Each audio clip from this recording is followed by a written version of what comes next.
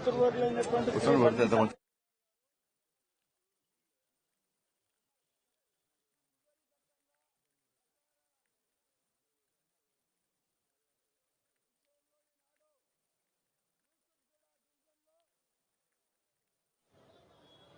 యాభై 58 పోలింగ్ బూతులలో సుమారు 2.5 గంటలు ప్రజలతో మమేకమై ప్రజలందరినీ కూడా కలుసుకుంటూ భారతీయ జనతా పార్టీ అభ్యర్థి అయినటువంటి శ్రీ లంకాల దీపక్ రెడ్డి గారి గెలుపుకై కమలం పువ్వు గుర్తు మీద ఓటేయాలని చెప్పని అభ్యర్థిస్తూ అందరినీ కలిసినటువంటి మాన్యులు కేంద్ర మంత్రివర్యులైనటువంటి శ్రీ బండి సంజయ్ కుమార్ గారిని ప్రెస్ ను ఉద్దేశించి మాట్లాడవలసిందిగా కోరుతున్నాను. అందరికీ నమస్కారం. మా పెద్దలు రామచంద్ర గారు చెప్పినట్టు చారాలో నుంచి మా అభ్యర్థి భారతీయ జనతా పార్టీ తరఫున జూబ్లీహిల్స్ నియోజకవర్గంలో పోటీ చేసిన దీపక్ రెడ్డి గారి గెలుపు కోసం నాయకులు అందరూ కూడా కార్యకర్తలందరూ కూడా కష్టపడి పనిచేస్తున్నారు. కిషన్ రెడ్డి గారి నేతృత్వంలో అందరం కూడా కష్టపడి పనిచేస్తా ఉన్నాం. రామచంద్ర గారి యొక్క ప్లాన్ ప్లస్ మేమందరం కూడా అందరం కలిసికట్టుగా ఈ జూబ్లీహిల్స్ లో భారతీయ జనతా పార్టీ గెలుపు కోసం ప్రయత్నం చేస్తున్నాం. మేము ఎట్టి బస్సులో భారతీయ జనతా పార్టీ జూబ్లీహిల్స్ లో 100% గెలవబోతున్నది. సర్వేలన్నీ మొత్తం తారుమారు కాబోతున్నాయి. ఇవాళ ప్రజల నుంచి మంచి స్పందన వస్తున్నది. మేము అభివృద్ధి లక్ష్యంగా ఎన్నికలకు ముందుకు పోతున్నాం. 10 సంవత్సరాలు ఈ తెలంగాణ రాష్ట్రంలో బీఆర్ఎస్ అధికారంలో ఉంది. జూబ్లీహిల్స్ ను ఏనాడు పట్టించుకున్న దాఖలాలు లేవు. ఎమ్మెల్యేలు వాళ్లే గెలుచుకుంటూ వస్తున్నారు. ఏ ఒక్క రోజు ఏ ఒక్క బీఆర్ఎస్ పార్టీ నాయకుడు జూబ్లీహిల్స్ బస్తీల్లో తిరిగిన దాఖలాలు లేవు. 10 సంవత్సరాలు జూబ్లీహిల్స్ ను అభివృద్ధి చేస్తే ఇవాళ బీఆర్ఎస్ పార్టీ ఇన్ని 100 కోట్లకు ఓటర్లు కొనుగోలు చేయడానికి ఖర్చు పెట్టే అవసరం లేకుండే పూర్తిగా జూబ్లీహిల్స్ ను విస్మరించింది బీఆర్ఎస్ పార్టీ. ఈ జూబ్లీహిల్స్ ను డ్రగ్స్ కు అడ్డగా మార్చింది బీఆర్ఎస్ పార్టీ.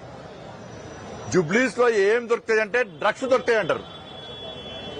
ఇది దేశవ్యాప్తంగా జూబ్లీహిల్స్ పేరు మొత్తం సర్వనాశనం చేసిన పార్టీ బీఆర్ఎస్ పార్టీ. వాళ్ళ బస్తీలలో తిరుగుతున్నాం. ఇవాళ ఎక్కడ చూసినా గల్లీలలో మొత్తం డ్రైనేజ్ వాటర్ అంతా కూడా రోడ్డు దిగి వస్తున్నాయి. డ్రైన్స్ లేవు, రోడ్స్ లేవు, కనీస సౌకర్యాలు లేవు. ఒక మారుమూల చిట్ట చివరి గ్రామంలో ఉన్న కంటే అంతకంటే అధ్వానంగా ఉంది ఇలా జూబ్లీహిల్స్ పరిస్థితి.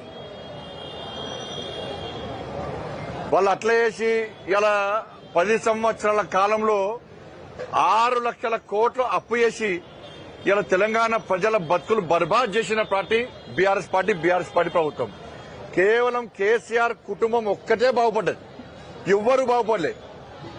2,40,000 ఇండ్లు మోడీ గారి ప్రభుత్వం ఇస్తే కేసీఆర్ ప్రభుత్వం జూబ్లీహిల్స్ లో ఒక్కరికి ఒక్క ఇల్లు ఇవ్వలే. సర్వే సంస్థలకు కొని 3 కోట్ల రూపాయలు పెట్టి సర్వే సంస్థలకు సర్వే వాళ్ళకి అనుకూలంగా మార్చుకునే ప్రయత్నం చేస్తున్నారు. వాళ్ళ సొంత యూట్యూబ్స్ మీద ఆధారపడి తప్పుడు ప్రచారాలు చేస్తున్నారు. ఇది బీఆర్ఎస్ పార్టీ పరిస్థితి. కాంగ్రెస్ పార్టీ వాళ్ళు 10 సంవత్సరాల్లో 6 లక్షల కోట్లు అప్పు చేస్తే కాంగ్రెస్ పార్టీ 2 సంవత్సరాలు 2 లక్షల కోట్ల రూపాయలు అప్పు చేసింది. పోనీ ఏమైనా అభివృద్ధి కార్యక్రమాలు చేసినంటే ఏమీ లేదు. ఇప్పుడు ఏమంటారు కాంగ్రెస్ పార్టీ వాళ్ళు, మమ్మల్ని గెలిపియండి మేము అభివృద్ధి చేస్తాం అని చెప్పంటున్నారు. సాక్షాత్తు రాష్ట్ర ముఖ్యమంత్రి నా తల తీసినా కూడా ఒక్క పైసా లేదు ఆయనే అన్నాడు. మరి ఎక్కడి చేస్తారు పైసలు? పైసలు లేవు అని చెప్పిందే రాష్ట్ర ముఖ్యమంత్రి.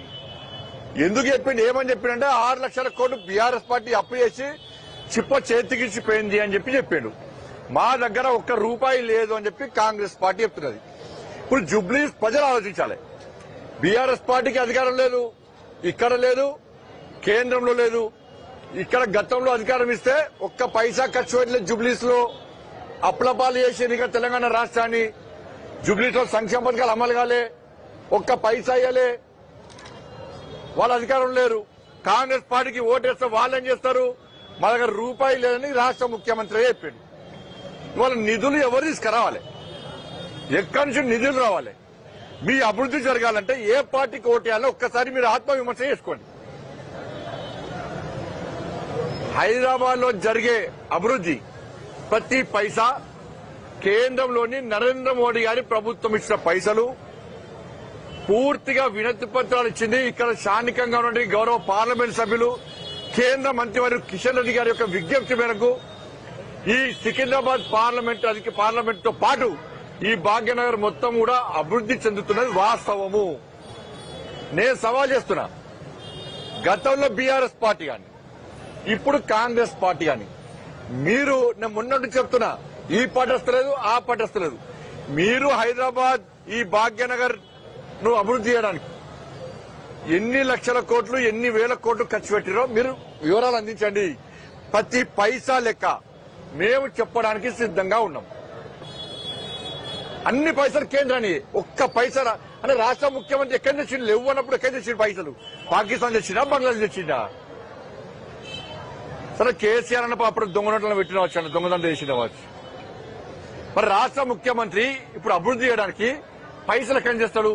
ఫీజు రియంబర్స్మెంట్ లేదు, ఆరోగ్యశ్రీ లేదు, పెన్షన్దారులకు పైసలు లేవు, రిటైర్మెంట్ అయిన ఉద్యోగస్తులకు పైసలు లేవు, ఉద్యోగాలు ఇవ్వడానికి పైసలు లేవు, సంక్షేమ పథకాలు అమలు చేయడానికి పైసలు లేవు, గ్రామ పంచాయతీలకు ఒక్క పైసా ఇయ్యలే.